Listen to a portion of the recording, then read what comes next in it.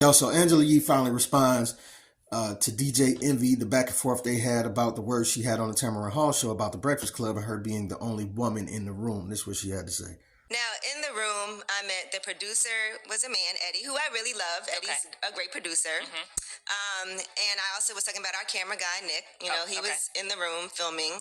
And then our board op, who really can't leave the room. Literally. Because we have one here now, and he cannot get up and go anywhere. So, and then obviously the other two hosts. So I wasn't discussing, you know, and I know Charlamagne has brought up Taylor, who is a producer, who cuts audio, does all of those things, but she has a separate room where she works out of, where she does that. So her responsibility is not necessarily to be in that room. Gotcha. So for the people I was talking about are the people whose job is to be in the room. And so I wasn't trying to make anybody feel away. Sydney is in here right now, and she's filming this, and she does digital. And so, you know, they're editing video clips, they're doing different things, they're coming up with ideas, but that's not happening in the studio. Right. That's happening in the area that they have allocated to them outside of the studio. So there's a lot of great women. Obviously, in that same interview, a lot of other things were said that I thought were really positive, but I don't think I've ever been or ever not said that it was challenging sometimes. Right. To be in the room and to be the lone woman in the room. Yeah. So it never blew up like this before, I guess, but maybe it was the way that I said it. I'm not sure, you know, but I guess people were interpreting it to mean that I meant that there were no women working on the show, and that was not my intention. Right. So not to make anybody feel like, you know, because that's simply not true. I was talking about in that studio, in that room, and even Sydney would tell you, I would walk out that room and be like, I can't be in here for now. And I would even say, when I leave the show, I don't even want to talk to any guys. That's why I had lip service with all women, because I was like, oh, I can't talk to any guys for like 2 hours. And I feel like I've said that on many interviews, but somehow this wasn't into a lot more. This wasn't the first time I've heard you say it. Were you surprised that it became a yes. I was definitely surprised. But, you know, one thing I did do, and I advise this to anybody when something happens, because this has happened to me countless times, you know, just don't stay on social media, because you don't want to be sitting there clapping back at people. Right. A lot of people were like sending me screenshots like, look what this person said, look what this person said. I wasn't even paying attention. And so as you can see, she was stating that there were no women in the room actually working on the show. So she felt kind of like she didn't have backup, and she felt ganged up against when they would be discussing certain topics. But this one angle I want to take at it. What about her not providing backup for some of the guests? Because let's just be honest, you had a lot of women, a lot of black women on the show. So just if you're looking at it just from woman's point of view, now you have another woman's voice in which y'all can stand up. Now if it's another one, now it's 2 on 2. 2 mics against Charlamagne and DJ Envy. Now, still more men in the room as far as cameramen and this, that, and the other. And in these cases, I don't remember Angela Yee really providing backup to these women if they were being attacked. And let's be clear, Charlamagne used to go at these women or men, whoever. Before that case, and he turned into the mental health guy, Charlamagne used to go hard on everybody. I remember Lil Mama. Lil Mama had something to say about this, where she was like Angela Yee capping. She went way harder than DJ Envy on the situation. And it was the truth, because not even a minute or two into the interview between Lil Mama sitting down and them introducing her, Charlamagne was roasting her so vigorously from the start. Starting off, she got the struggle face. Her face looked like a man and all this from the jump. I mean, like 1 minute in. And at no point, I went and revisited the interview a little bit, but I'm just saying, like, I didn't hear Angela Yee like standing up to Charlamagne like, hold on, chill out. Because they could have very easily aligned as allies, like, hold on, this our guest. You're not about to attack women like this and this, that, and another. Like, chill out, Charlamagne. It was plenty of times given in this interview that Angela Yee could have came to her defense. She did not. And there was plenty of times in many other interviews with women, Charlamagne talk about all type of stuff. You know what I'm saying? Just talking wild to these chicks about how fine they is and what he'd do and all this, right? And it's like, Angela Yee, I don't remember coming to the rescue of these women or defending these women or being like, yo, chill out. Like, you doing too much. I don't remember none of that. So now you come out and voice your opinion saying you don't have any backup, but then yet when you do have backup, you have another woman, or it would have been groups of women in there that came at the same time. Now that you have more women on the mic, on the actual microphone, that is your backup, you won't defend them. You won't give them the backup that you're claiming that you so needed all these years. And I get what it can be like being in a room full of people who oppose your viewpoints, right? You know what I'm saying? I gave the example, past video I did about the situation, where if I'm a black man in a room full of white men and they don't often get my point of view as far as the struggle of a black man, I'm going to do the Dr. Umar and turn up a little bit and make you, I'm going to repeat myself until you hear me.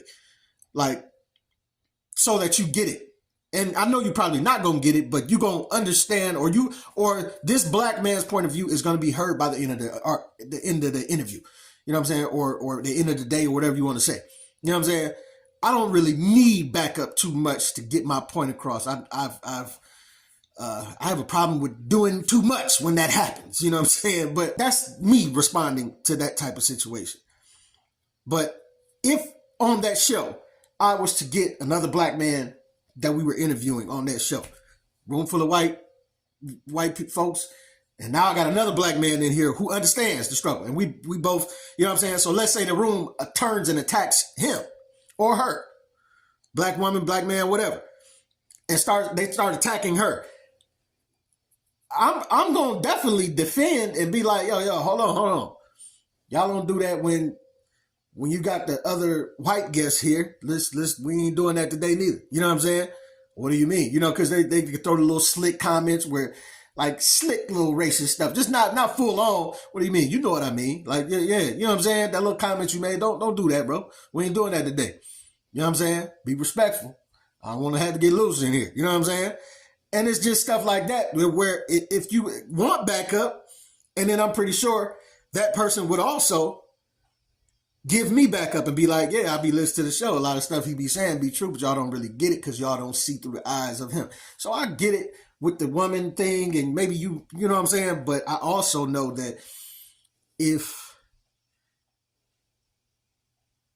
it was this something that Andrew Peterson said. I think I just messed up his name, but Jordan Peterson. He said something about conversations being uncomfortable.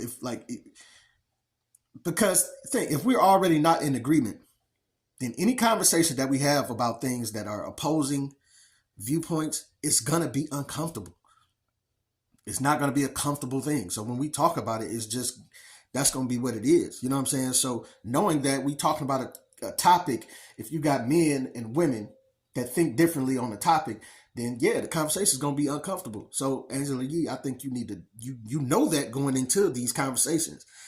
You know what I'm saying? You know that if it's men in the room and they feel this way about women, then you're going to have to defend women.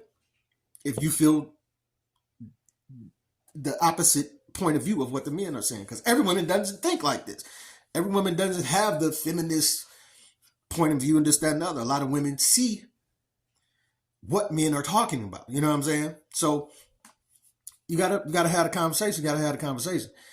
But I think she says toward the interview that she was surprised that I don't think she was surprised, especially given the numbers of the show and how it's going. I'm not saying it's going bad. You got to grow it. You know what I'm saying? It's much like if you work for a corporation, you decide to go independent, or you decide to go to a smaller, business or something like that for your sanity.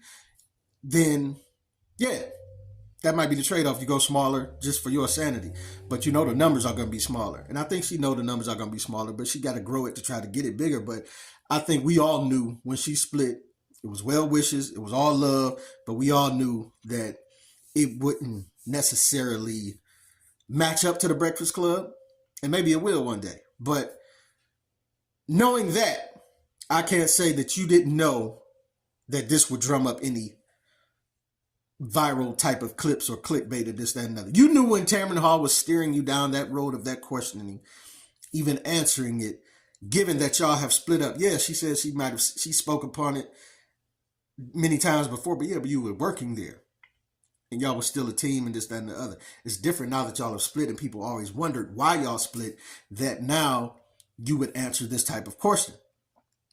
Because usually if you didn't want attention or to create that firestorm, you just say, next question, man. Next question, we ain't doing that. You know, everything's all love, da-da-da. You just keep moving. But the moment you started to answer that question, I'm pretty sure there was no surprise in how it reacted. Maybe you didn't think it would go this viral, but given the situation, I think you got to take that into account. Like, and it makes me think, was this purposely done to create? I know Tamron Hall purposely did it. And I got to say, I know Angela Yee purposely did it by answering the question. You knew the moment that you started talking and answering that line of questioning, how she made it, how she pitched it to you like a softball. You know, I felt like they attacked you, like whatever she said. You knew the moment that you started answering that question that it was going to be some talk about it. You know what I'm saying? So given the numbers of the show and where the show is sitting right now, the show needed this. To be honest, it needed a boost. So I don't think she was, you know, as surprised that she leads on to be. But maybe that's just me. But, you know, I'm not buying it totally. I get what she's saying, but I'm just not buying that all of this talk about her needing backup and she felt like the only woman in the room, when so many times I've saw her in the room not giving backup to other women that were sitting there.